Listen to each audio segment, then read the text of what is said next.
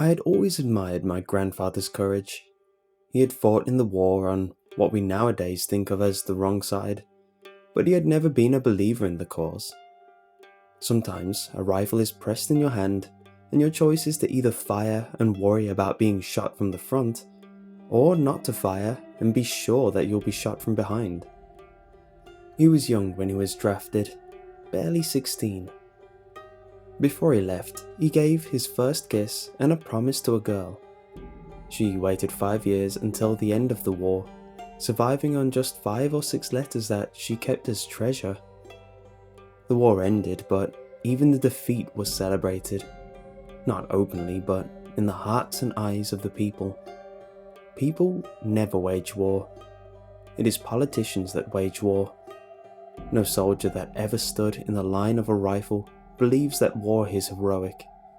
Only those divorced from reality, those that sit in tidy offices, those dream of war. Soldiers came home with thin bodies and bandaged limbs. They hugged their wives and women before they fell onto beds and relived the front in dreams that made them toss and turn and wake up from their own screams. His girl watched with tears in her eyes while her sister and mother each welcomed their men home. She heard the men scream at night, and each scream lodged in a stone in her throat.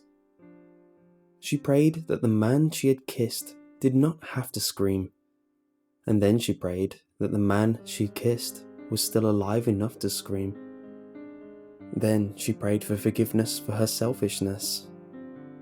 The other men, when they came, were often so thin that their women, when they welcomed them, were scared of hugging them too tightly, for their spines or ribs might break. Especially those that came from the east were thin, the skin of their faces sunken into their cheeks. 2 years after the war, a scarecrow knocked on her door.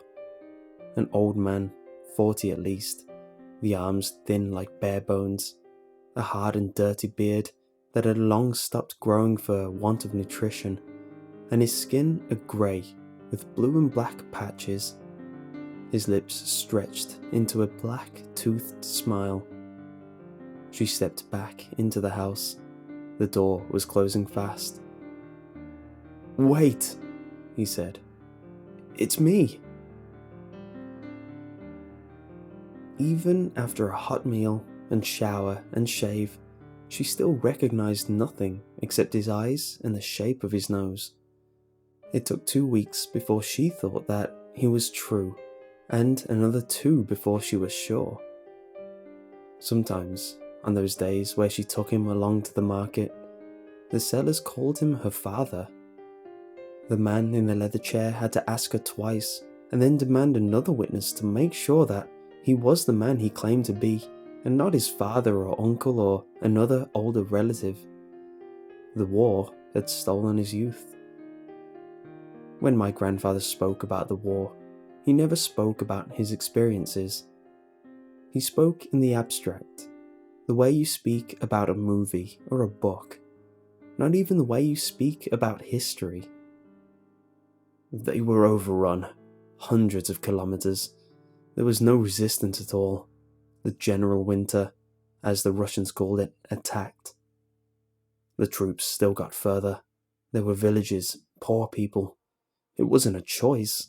The supplies weren't coming. Everything was taken. All those that didn't run were shot. Sometimes he talked about the early phases of the war, when everybody was hopeful, when things were going far too well and easy. He always said, not with pride but in a matter-of-fact way, that the war would have been won if it had been against 1 or 2 or 5 countries, rather than half the civilized world. But my grandfather refused to speak about things that happened at the end and after the war. When he was asked, he didn't reply. He only shook his head and looked away.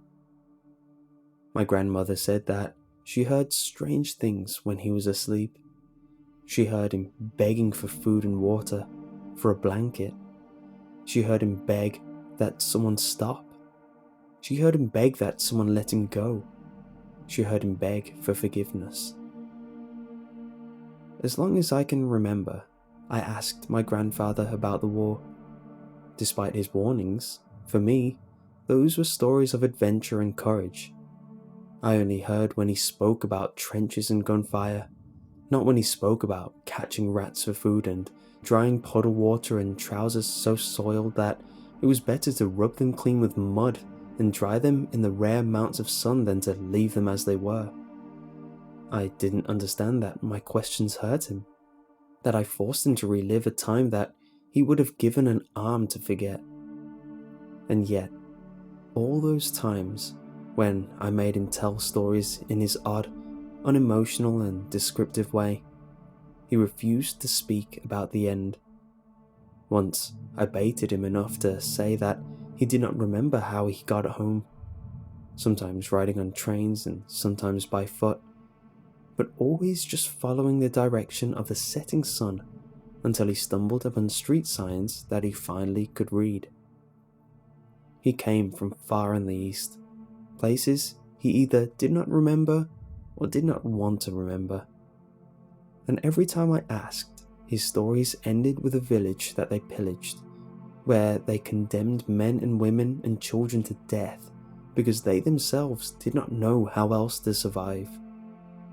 As said, I always admired my grandfather for his courage. He paid that war in his youth, and on his return decided that, for this heavy price, he at least wanted to be a good man.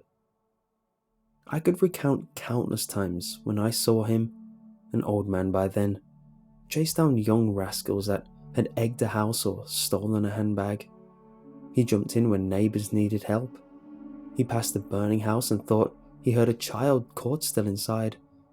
He told me to stay where I was and, without a thought, slammed his shoulder into the door until it broke from its hinges and he himself disappeared in black smoke. In the end, there was no child that needed to be saved. My mother called him a fool for breaking his shoulder like that. For me, he was a hero. My grandfather taught me that we all dream of being courageous, but that very few of us take our chance to be a hero when it is offered to us. In our lives, we pass countless times where we could save, but we drive past and look for excuses. I have to hurry home. It didn't look that bad. Others were helping already. Being scared and comfortable is easier than being courageous. And to make ourselves feel good, we imagine the heroic acts we would have done if we had had the time, or if it had been that bad, or if others hadn't been there. There was only one thing my grandfather was scared of: dark rooms. Their house had a basement, but they rarely, if ever, used it. There were strong lights installed, and the light switch was outside the basement door, but there was nothing inside except for old furniture, never to be used again, and a few old tires that should someday have made a swing. My grandmother did not mind entering the basement, but he forbade her to use it. "There are things," he said, "that live in such darkness." At night, he made sure that everyone else was upstairs and in their rooms. He turned the flashlight on and the living room lights off, and faster than he should have moved in his age, hastened up the stairs. The guest room was right next to their bedroom, so many times in years I heard him run up those stairs, slam the door, and breathe heavy air into his lungs. My grandmother never complained. She never told him that he had to stop or that he was risking his life. She understood. She knew. He had told her. My father's parents had died in a car accident when I was young. For me, they are a hazy memory, more photos than people. That might be why my mother's parents were so important for me. They were my personal grandparents, the ones I had and the ones I loved. they had always been very healthy. When I was young, my grandfather still ran and played soccer with me, but in the last few years, their age was beginning to take its toll. I noticed that they lost their ability to focus, then their ability to remember recent events, then their ability to remember me. My grandmother and grandfather still followed their routine. They cared for themselves and didn't need our help, except for tax matters and other administrative duties that some government official had decided needed to be complicated. My parents visited often to make sure that the house was in order and food in the fridge. They kept me updated on my grandparents' health and happiness. For Christmas, I finally managed to visit. It's not a nice thing to admit, but my parents and I, with my mother as her parents' only child and me as my parents' only child, made sure to be there and not have any other plans, because we thought it might be the last Christmas that we would have together as a family. I was happy to see them and hug them again. I felt guilty in a way that I hadn't provided any great-grandchildren yet and had not even a girlfriend or wife to present. I was surprised how confused they were, that they did not remember who I was.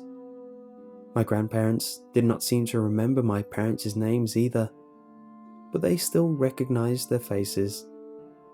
I was a stranger, face and name alike, and during the meals and songs and conversations, I felt as if I was an intruder in bygone lives that they were reliving with glassy eyes. It was the 26th of December. My parents and grandmother went to see the Christmas market. I stayed home with my grandfather and his aching knee to drink tea and play Scrabble. I was in the kitchen when he called out, "Son?" With the teapot, I walked back into the living room. He sat in his armchair, upright, his eyes suddenly clear and right on mine. "Son?" he said again, loud and forceful. "Yes?" "Make sure the lights are on." "Sure, Grandpa." I walked towards the light switch. His eyes followed me. "They come when the lights are off," he said. "You know that, right?" "I'm not sure who comes, but I'll keep the lights on for you." "They!" His voice was not frail anymore. It thundered through the room. "They come! Those things! I told you about them!" I turned on the light. "I don't think you told me," I said. "I'm not sure what you mean." "Don't fool me, boy." "I'm sorry, I really don't know what you mean." "Oh, I told you. I know I told you. I taught you to keep the lights on." "You told me to keep the lights on, but you never told me why." There was anger in his face. "Why? Why? I saw them. I saw what they do to us, and you doubt me?" "You saw things in the dark?" 3 years I saw them. 3 years they held me and the others. "I never heard about that." "Oh?" he said. "Then you should." That evening, in less than 20 minutes, my grandfather told me about his last years at the front. 1 year before the war ended, they were ordered to retreat. They fled in small groups through the countryside they had pillaged and burned just weeks before, past houses with the frozen dead still inside. There was a church, he said, a large, old church made of stone. It was the only building still intact in the village, the only place to seek shelter from the wind and cold. They made a fire with the old church benches and sank into their sleep right next to it. 7 men in total, 2 injured and moaning, and the other 5 just scared and weak. My grandfather said he woke up from the screams all around him. The room was pitch black. The stone floor was moving under his body. He struggled to get on his feet, and only then realized that his feet were being held. The floor was still. His feet were being pulled. Then he too screamed. He said they were pulled downstairs. His weapon and knife were gone. Then he heard more people moaning and screaming. A suffocating stench punched into his lungs. He was thrown onto a heap of warm bodies. Something bit his leg and he kicked, and a man screamed in pain. The room was pitch black. Another man was thrown on him. A door fell shut and was locked. He said they moved away from the heap of bodies, but the cold soon drove them closer together. Every few minutes, somebody screamed. He could hear flesh ripping and teeth grinding. He said there must have been hundreds of people. He said they tried to hammer against the metal door and scream for help, and the voice of an old man laughed at them from behind. He said, in broken German, that the door was thick and nobody there could hear them. But once every while, the door opened. Something dark moved inside, and when it came inside, the room grew cold and the humans moved closer to one another. My grandfather said he felt the energy being drained from his body and a panic and dread rise in his soul. Soon, the dread started even before the door opened. They all adapted. There was no problem with water. It ran occasionally down the walls, and if it was not licked off, it accumulated on the floor to join with a layer of excrement and sweat. He said that he tried to hold out, but that after days of hunger, you choose desperate measures. He said that he had never killed one there, that he only took pieces from those that had died, or at least those that he thought had died. Every few days, more were thrown into the room. Every few days there was a struggle, some of the old against some of the new. They tried to stay together, the brothers in arms that had fought together, but soon that too broke apart. He said that someday the number of new people started decreasing. There were only a rare few, and the numbers in the room dwindled. He sat for most of the time on a higher stone, one that the others seemed to not have found. He only climbed down when he knew that a struggle had ended, that one was dead, that something could be eaten. But no matter the struggles, every time that the dread came and the door opened, they all huddled together. They all felt the same exhaustion and cold and panic in their souls.